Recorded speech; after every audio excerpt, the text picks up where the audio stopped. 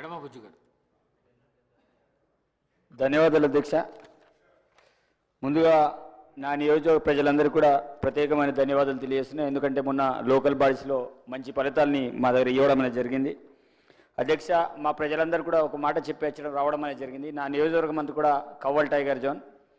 అక్కడ ఇందిరమ్మ ఇల్లు మన ప్రభుత్వం ఇస్తే అటవీ శాఖ అధికారులు ఒక ఇల్లు కూడా కట్టకుండా ఇబ్బందులు పడుతున్నారు. నిన్న కాదు మొన్న మా ఇన్ఛార్జ్ మంత్రి జూపల్లి కృష్ణారావు గారిని కూడా ప్రత్యక్షంగా తీసుకెళ్లేసి గ్రామాన్ని కూడా చూపించడం అనేది జరిగింది.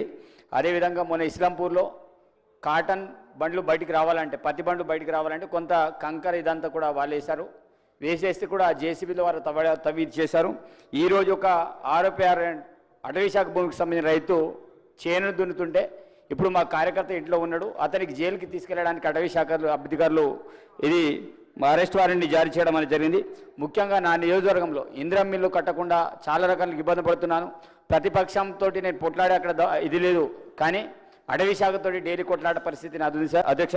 కాబట్టి అటవీ సంబంధించిన సమస్యను పరిష్కారం చేయాలని ఈ సందర్భంగా నేను విజ్ఞప్తి చేస్తున్నాను. Thank you.